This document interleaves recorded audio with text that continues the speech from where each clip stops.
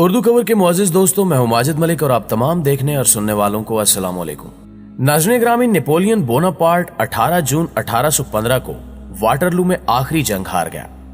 France کے عروج کا سورج ڈھل گیا، تاہم نیپولین گرتے گرتے برطانیہ کے تمام توسیع پسندانہ خواب چکنا چور کر گیا۔ انگریزوں کی ایسٹ انڈیا جیسی کمپنیاں دنیا کے درجنوں خطے ہڑپ کر چکی تھیں۔ بادشاہ کا خیال تھا کہ یہ کامیابیاں 19ویں صدی کے آخر تک 2/3 دنیا کو برطانوی راج کا حصہ بنا دے گی، لیکن پھر نیپولین آیا اور اس نے برٹش عزائم کو اتنا زخمی کر دیا کہ آگے بڑھنا تو دور، انگریز کے لیے برطانیہ چلانا بھی مشکل ہو گیا، اور آنے والے دنوں میں انگریز راج کی اینٹیں گرتی چلی گئی۔ نیپولین کے پاس وقت کی سب سے بڑی اور ٹرینڈ فوج تھی۔ یہ معاشی لحاظ سے بھی مضبوط تھا، لیکن اس کے باوجود ہار گیا۔ کیوں؟ عسکری ماہرین نیپولین کی ہار کی 6 بڑی وجوہات بیان کرتے ہیں، مگر یہ سب سے بڑی وجہ اس کے دشمنوں کے اتحاد کو قرار دیتے ہیں۔ یورپ اس زمانے میں منقسم تھا۔ آسٹریا اور جرمنی کے درمیان مسائل تھے، زار روس اور اسکینڈینیوین ملکوں کے درمیان لڑائی تھی، انگریز جاپان سے لے کر ہندوستان اور آسٹریلیا سے لے کر جنوبی افریقہ تک درجنوں دلدلوں میں دھنسا ہوا تھا، اور اسلامی دنیا میں عثمانی خلافت تھی، اور یہ بھی بدحالی کے سمندر میں غوطے کھا رہی تھی۔ یہ صورتحال نیپولین کے لیے آئیڈیل تھی۔ یہ اگر آپس میں متحارب قوموں کو تقسیم کرتا، کچھ کو ساتھ ملاتا اور یہ کچھ کو رگڑا لگا دیتا تو یہ آدھی دنیا کو اپنی کالونی بنا لیتا، لیکن اس نے طاقت کے زوم میں سب کو چھیڑ دیا۔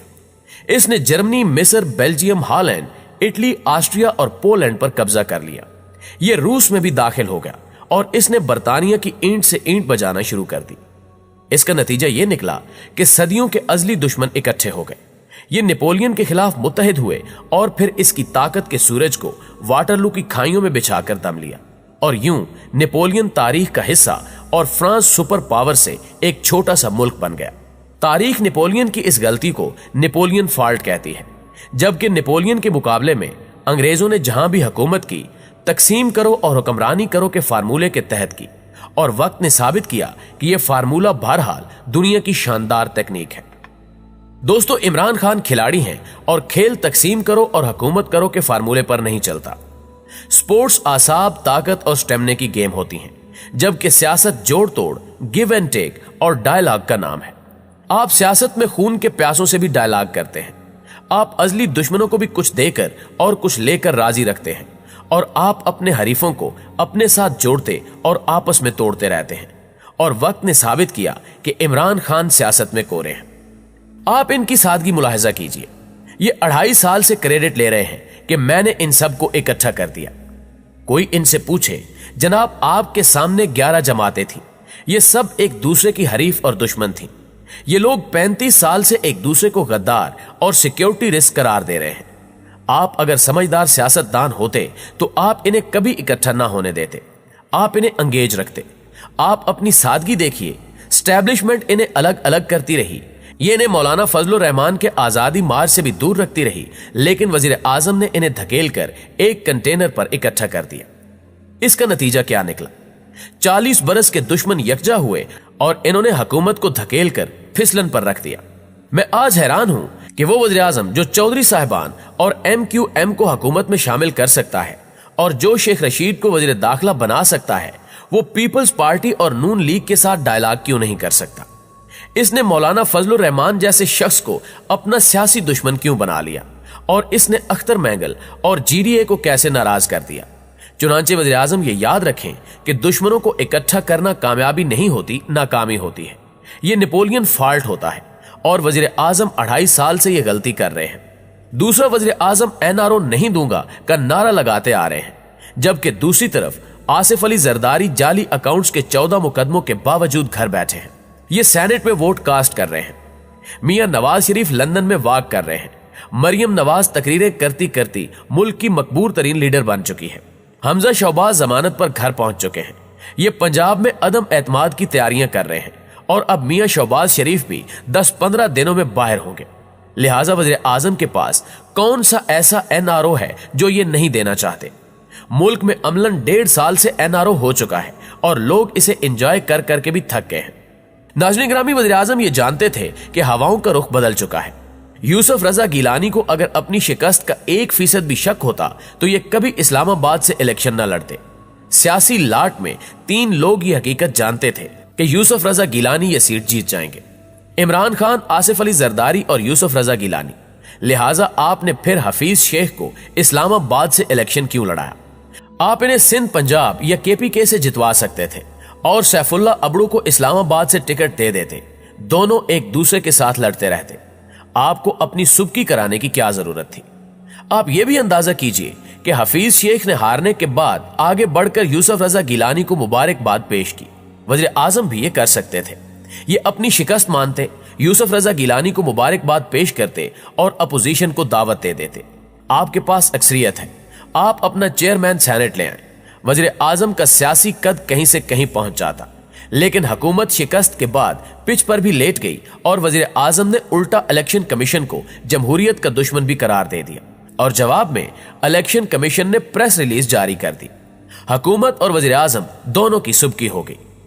पूरी दुनिया जानती है कि इलेक्शन कमीशन इस मामले में सही और हुकूमत गलत थी। इलेक्शन कमीशन ने आईन और कानून का साथ दिया था। इसने आईन के आर्टिकल 226 के तहत इलेक्शन कराया और पाकिस्तान तहरीक इंसाफ ने उसी इलेक्शन में केपीके में अपने हक से 1 सीट ज्यादा हासिल की। इसी इलेक्शन में पीटीआई की खातून उम्मीदवार फौजिया अरशद कामयाब हुई। इसी इलेक्शन में सैफुल्ला अबड़ू और अब्दुल कादिर जैसे अरबपति इलेक्ट हुए और इसी इलेक्शन कमीशन ने फैसल वारा को 2.5 साल तक डिस्क्वालिफिकेशन और पाकिस्तान तहरीक इंसाफ को फॉरेन फंडिंग केस से बचाए रखा। दोस्तों, कौम हैरान है कि ये इलेक्शन कमीशन सिर्फ 1 सीट की वजह से जमहूरियत का दुश्मन कैसे बन गया। आप दिलचस्प सूरत हाल मुलाहिजा कीजिए। तहरीक इंसाफ के 17 अरकान ने यूसुफ रजा गिलानी को सपोर्ट किया। पार्टी इन लोगों से वाकिफ है, लेकिन इनके खिलाफ कोई कार्रवाई नहीं हुई। पार्टी अगर इतनी ही असूल पसंद है तो ये उन 17 लोगों को पार्टी से निकाल दे, लेकिन वजीर आजम ये नहीं करेंगे क्योंकि इससे इनकी हुकूमत गिर जाएगी। आप असूल परस्ती का एक और सबूत भी देख लीजिए। अपोजिशन के पास सेनेट में 53 अरकान है, जबकि हुकूमत के पास 47 वोट है, लेकिन हुकूमत 6 वोटों के फर्क के बावजूद सादिक संजरानी को चेयरमैन सेनेट बनवाने की कोशिश कर रही है। क्या ये हॉर्स ट्रेडिंग नहीं होगी? क्या ये बेअसूली नहीं होगी? और ये वो नेपोलियन फॉल्ट्स हैं जो हुकूमत को लेकर बैठ गए हैं। आप ये भी सोचिए कि वज़ीर आज़म को एतमाद का वोट लेने का मशवरा किसने दिया था? आप खामोश बैठे रहते। अपोजिशन बेशक अदम एतमाद की कोशिश करती रहती, आपको खुद ऐसा करने की क्या जरूरत थी? ये कहां की अकलमंदी, ये कहां की दानिशमंदी है? दूसरा, आपने 2.5 साल इत्तेहादियों को मुंह नहीं लगाया। वज़ीर आज़म चौधरी शुजात हुसैन की अयादत के लिए भी तैयार नहीं होते थे। चौधरी परवेज इलाही के खिलाफ नैब इंक्वायरी तक शुरू कर दी गई थी। अख्तर मैंगल नाराज होकर अपोजिशन में बैठ गए हैं। MQM 2.5 साल से कराची पैकेज के लिए रो रही है और GDA का उम्मीदवार पीर सदरुद्दीन शाह हुकूमत की यकीन दहानी के बावजूद सेनेट का इलेक्शन हार गया। एक तरफ आपका यह रवैया था और दूसरी तरफ एतमाद का वोट लेने के लिए वज़ीर आज़म चौधरी परवेज इलाही को फोन करने और चौधरी शुजात की अयादत पर मजबूर हो गए और ये MQM बाप और GDA से वादे निभाने के लिए भी रजामंद हो गए। आप अगर असूलों पर खड़े थे तो आप फिर आज भी खड़े रहें। आप फिर गद्दार अरकान को पार्टी से निकाल दें और आप फिर आज भी इत्तेहादियों के दबाव में ना आए। आप आज इनको राजी क्यों नहीं कर रहे?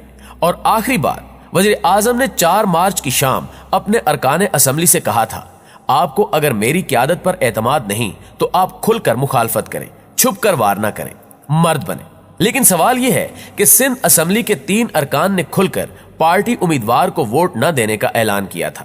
ये सीना खोलकर सामने खड़े हो गए थे, लेकिन इनके साथ क्या सलूक किया गया? इन्हें असम्बली में फेंटा लगा। आप अगर 3 मर्दों को बर्दाश्त नहीं कर सकते तो आप बाकियों को क्यों दावत दे रहे हैं? चुनांचे मेरी वज़ीर आज़म से दरखास्त है कि क्रिकेट में भी सारी गेंदें नहीं खेली जाती। बड़े से बड़ा खिलाड़ी भी 40% गेंदें छोड़ देता है, लेकिन आप हर गेंद पर छक्का मारने की कोशिश कर रहे हैं। ये कहां की सियासत है? आप अपने नेपोलियन फॉल्ट्स पर तवज्जो दें, अपनी पॉलिसी तब्दील करें ताकि मुल्क चल सके, वरना आपको हर माह एतमाद का वोट लेना पड़ेगा। आप दिन रात अपने अरकान पूरे करते रहेंगे और आप इसी मुशक्कत में एक दिन हिम्मत हार जाएंगे। जी तो मुअज़्ज़िज़ दोस्तों, ये थी हमारी आज की वीडियो। आज की वीडियो आपको कैसी लगी कमेंट करके हमें भी जरूर बताइएगा। इंशाल्लाह आपसे मुलाकात होती है अगली वीडियो में। तब तक अपना और अपने प्यारों का ढेर सारा ख्याल रखिएगा। अल्लाह निगहबान।